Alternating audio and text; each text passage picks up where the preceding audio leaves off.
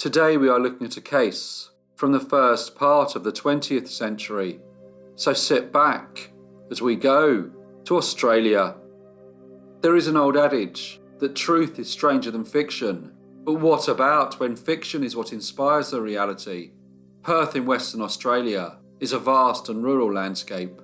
In the late 1800s through to the early 1900s, thousands of prospectors travelled to the region, hoping to strike it rich in the booming gold mining industry.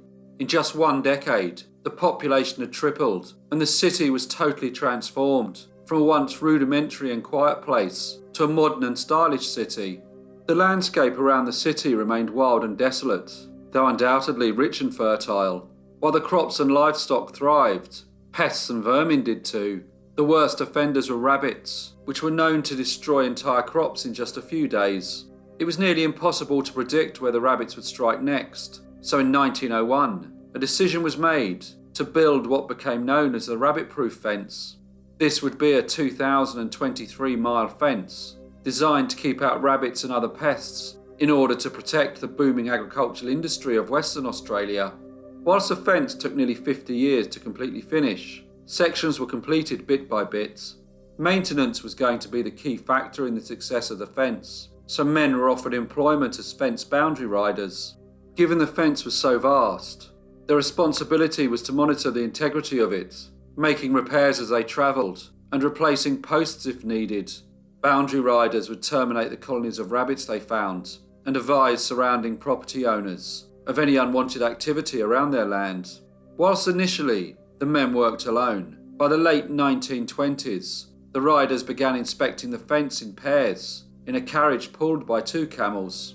Thus our story begins in 1929, with two riders working as a team on the rabbit-proof fence. Arthur Upfield and George Ritchie had worked together for a number of years and enjoyed the tranquility of the vast open spaces surrounding the fence. Arthur was a writer who often used a desolate landscape as a backdrop for the stories he wrote. He had already written 3 novels of varying success and was working on the storyline of his 4th, but his plot had come unstuck when trying to figure out how to write a convincing storyline where the lead character, whose name was Detective Boney, would convict a murderer despite there being no body. In other words, he was trying to write the story of a perfect murder, one where the perpetrator commits the heinous act and is able to destroy the remains of his victim, but he couldn't figure out how exactly a person would get rid of a body so completely. While they worked on the fence, Arthur and George would discuss the problem and test their ideas for a perfect way to dispose of a body. It took many months of theories before George suggested a method that he believed would achieve exactly what Arthur needed the villain of his story to undertake. George suggested, once the murder had been committed, that the murderer burn the body alongside the remains of a large animal such as a kangaroo. After the burning, the killer would sift through the ashes to find any large chunks of bone or metal. He suggested dissolving the metal in acid and grinding the bone fragments into dust. The dust would then be scattered in the wind, which would remove any traces of there ever being a murder to begin with. Arthur was ecstatic that appeared to have found a solution to his complex storyline plans. But there was one problem. The method was so perfect that there would be no way for Detective Boney to even detect a murder had occurred.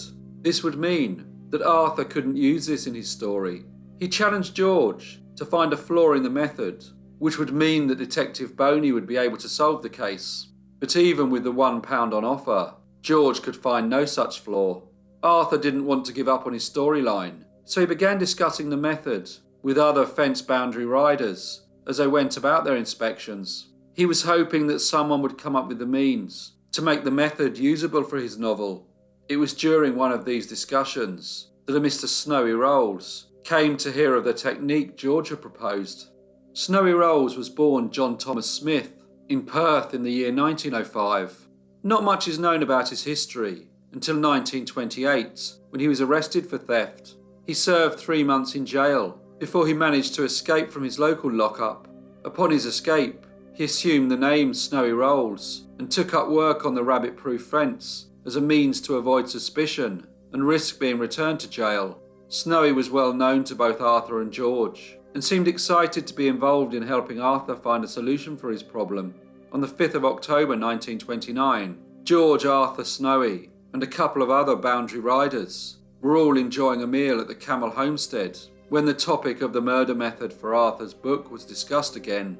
Arthur had still not decided on a way that he could use the method, given that it appeared too perfect. Still, the men attempted to help, discussing different options they thought that Arthur might be able to use. The next day they set off on their patrols, with Arthur still perplexed as how to incorporate the method into his novel. In December the same year, Snowy stopped at the Camel station again, this time with two other riders named James Ryan and George Lloyd. They departed the station together on the 8th of December. A week later, George Ritchie arrived at the Camel station and told the other riders that he'd met a prospector called James Yates. James had told George that he'd seen Snowy driving a car, which was quite unusual, given most riders travelled by camel or carriage. Snowy told the prospector that James Ryan and George Lloyd were walking in the surrounding scrub, though he never actually saw them himself. A couple of weeks later, on Christmas Eve, Arthur met Snowy in the small town of You and Me. When Arthur asked about the car he was driving, Snowy claimed John Ryan had lent it to him, as he had decided to stay in Mount Magnet rather than travel onwards with Snowy. Strangely though, he told another person that he had bought James Ryan's car off him for the sum of £80. Christmas and New Year passed, and a New Zealander by the name of Louis Caron arrived into the Murchison area. Louis landed a job at the Widgie station, which was one of the stations alongside the rabbit-proof fence. He met many boundary riders whilst working there, who often told him many stories of the long days protecting the fence. Louis was born Leslie George Brown, and like Snowy, he had assumed a new name as he endeavoured to start a new chapter in his life. But unlike Snowy, Louis's life had been rather mundane. He was born and raised in New Zealand, and after a few years of marriage, he had travelled to Perth with a friend, hoping to strike it rich as a prospector. When that didn't work out, he accepted the job at the Widgie station, hoping that in good time his fortunes would change. While Louis travelled, he kept in regular correspondence with his friends and frequently sent letters describing the experiences he was having in Australia. So it came as a surprise when his regular correspondence abruptly stopped in May of 1930. Immediately, they suspected something untoward had happened to Louis and contacted the local police. Given the area where Louis worked and the large transient population, police initially downplayed the suggestion of foul play. This was until they realised that James Lloyd and George Ryan were also missing, having not been seen since the day in December when they left the Camel station with Snowy. And with word from Louis's employer that he too had last been seen in the company of Snowy Rolls, police began to suspect that harm had come to one or all of the men. Detective Sergeant Manning was heading the investigation and knew of Arthur's attempt to find a murder method for his latest novel. He also knew that Snowy was well aware of the method. Hoping for the best, but suspecting the worst, he decided to bring in Snowy for questioning. As soon as Detective Manning arrived to question Snowy Rolls, he recognised him as John Thomas Smith, the burglar who had escaped custody back in 1928. The detective arrested him on the spot and sent him back to prison. This gave the police more time to investigate the disappearance of Louis Caron, James Lloyd and George Ryan. The evidence against Snowy was adding up. Not only was he the last person to be seen with Louis, Snowy had also cashed Louis's paycheck weeks after he had last been seen. It was well known that Snowy had been interested in hearing about the murder method during the conversation at the Camel Station homestead in the previous October, and the circumstances around the vehicle Snowy had been driving around Christmas was also suspicious. But no remains had been found, so how could they prove that any of the men were actually dead? The answer to this question may never have been known had it not been for a rider who had been patrolling near the 183-mile hut alongside the rabbit-proof fence. During his patrol, he had found an indication of a large fire in the hut, and amongst the dust and ash was a man's wedding ring. The rider who knew of Louis's disappearance and of the murder method which had been discussed for months, he contacted the police and let them know what he had found. The ring was later identified as Louis's, due to an error that a jeweller had made when it was resized a number of years earlier. The jeweller had used a wrong carat of gold to solder the ends of the ring together, giving it a distinctive mark and meaning that it was most certainly Louis's. The ring proved as confirmation that Louis had been murdered, and the ashes in the hut were likely to be all that remained of his body. The fire also confirmed that the murderer had used the method suggested for Arthur's book. The police were sure that Snowy Rolls was responsible, and he was charged with murder. His trial began on the 10th of March 1932 and was presided over by Judge Percy Draper. The case of the murder without a body was causing quite a sensation in Western Australia, and the public were very intrigued by the case.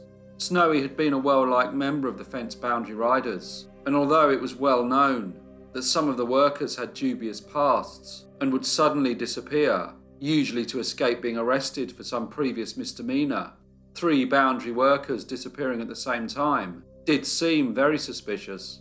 Witnesses in the trial included the pathologist, who told the court that the bone fragments and the tooth found were without doubt human.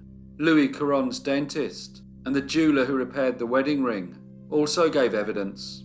Arthur Upfield described the murder plot and told the court of how Snowy would try to help in finding a flaw in it so he would be able to finish his book.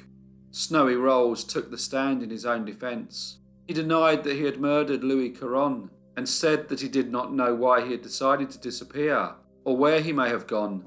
On the 19th of March 1932, Snowy Rolls was found guilty of the willful murder of Louis Caron. For his crime, he was sentenced to death.